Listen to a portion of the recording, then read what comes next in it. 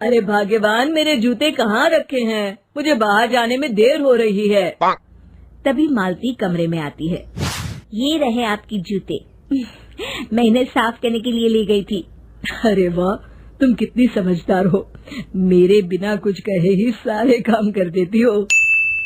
तभी मालती झिझकते हुए रमेश से कहती है, सुनिए जी, आपसे एक बात कहूँ, बुरा तो नहीं मानेंगे ना? अरे नहीं नहीं, बेफिक्र होकर कहो। शादी से पहले मैं अपने मायके में नौकरी करती थी। मैं चाहती हूँ कि अब मैं फिर से नौकरी करना शुरू कर दूं। वैसे भी सारा दिन घर में बोर हो जाती हूँ। देखो मालती, तुम्हारे नौकरी करने से मुझे कोई ऐतराज नहीं है, लेकिन तुम्हें एक बात बता दूं, हमारे खानदान में आज तक कभी किसी औरत ने नौकरी नहीं की। फिर भी एक बार तुम माँ से पूछ कर देखो, अगर वो तुम्हें नौकरी करने की इजाजत दे देती है तो अच्छी बात है। रमेश वहाँ से चला जाता है। फिर उसी शाम मालती अपनी सास के पैर दबा रही होती है। तभी उसकी सास मालती से कहती है, अरे क्या बात है बहू, आज तो ठीक तरह से मेरे पैर नहीं दबा रही। किसी ख्याल में खोई पड़ी है क्या? मैं भी तो जानूं आखिर बात क्या है। दरअसल वो माँ जी।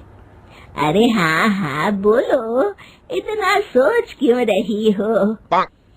माँ जी, अगर आप बुरा न माने तो मैं नौकरी करना चाहती हूँ। घर के काम करने के बाद मेरे पास काफी वक्त बच जाता है। मालती की ये बात सुनकर उसकी सास गुस्से में कहती है, अरे बहू, तेरी तबीयत तो ठीक है ना? आज ये कैसी बहकी बातें कर रही है? भला हमारे खानदान में आज तक कभी किसी औरत ने नौकरी की है जो तू नौकरी करने की बात कर रही है, हैं? अरे बहू, तू क्या रिश्तेदारी में हमारी नाक कटाना चाहती है?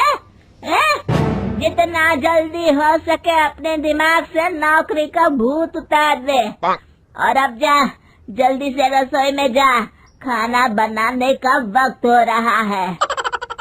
मालती मन मार कर खाना पकाने के लिए रसोई घर में चली जाती है। अगले दिन, नमस्ते माँ जी, कैसी हैं आप? अरे आओ आओ दिवाकर बेटा, बैठो, मैं तुम्हारे लिए चाय मंगाती हूँ। बहू, जरा एक कप चाय तो लेती आना। फिर दिवाकर एक फाइल खोलकर मालती की सास के सामने रख देता है। ये देखिए माँ जी, ये है पिछले महीने का हिसाब और ये रहे मुनाफे के रुपए। एक बार हिसाब देख लीजिए और इन कागजों पर अपने दस्तखत कर दीजिए। अरे दिवाकर बेटा, मैंने भला आज तक कभी तेरा हिसाब देखा है जो अब देखूंगी? ला बता, कहाँ दस्तखत करूं? तभी मालती चाय लेकर वहाँ आ जाती है और अपनी सास को बिना कागजातों को पढ़े इस तरह लापरवाही से दस्तखत करते हुए देखकर हैरान रह जाती है। अच्छा माँ जी, अब मैं चलता हूँ, फैक्ट्री में बहुत काम है। फिर दिवाकर वहाँ से चला जाता है। कुछ दिनों बाद मालती बाजार में कुछ सामान खरीद रही होती है। तभी एक बूढ़ा आदमी उसे आवाज देता है, अरे मालती बेटी, कैसी हो? मुझे पहचाना? मैं तुम्हारी कंपनी में मुनीम का काम करता हूँ। हाँ चाचा जी, मैं आपको बिल्कुल पहचानती हूँ। कहिए, कैसे हैं आप? मैं तो ठीक हूँ। कंपनी में कुछ भी ठीक नहीं चल रहा, यहाँ तक कि हमें ठीक वक्त पर तनख्वाह भी नहीं मिलती। ये आप क्या कह रहे हैं? अब क्या बताऊँ, आप लोग तो कभी हिसाब किताब देखने दफ्तर आते नहीं। मेरी मानो तो एक बार आप लोग दफ्तर आकर सारा हिसाब किताब देख लो, आपको असलियत पता चल जाएगी। अच्छा बेटी, अब मैं चलता हूँ, देर हो रही है। फिर वो बूढ़ा वहाँ से चला जाता है। वहीं दूसरी तरफ मालती घर पहुंचकर अपनी सास को सारी बात बताती है। तभी वहाँ रमेश भी आ जाता है, लेकिन मालती की सास मालती की किसी भी बात पर विश्वास नहीं करती। तभी रमेश कहता है, अरे माँ, बिना आग के कभी धुआं नहीं उठता। जब मालती इतना कह रही है तो हमें एक बार दफ्तर चलकर देख लेना चाहिए। वैसे भी हम लोग काफी दिन से अपने दफ्तर नहीं गए हैं। इस तरह किसी एक आदमी के भरोसे काम छोड़ना मुझे भी ठीक नहीं लगता। अगले दिन वे सभी अपने दफ्तर पहुंचते हैं और सीधे दिवाकर के कैबिन में जाते हैं।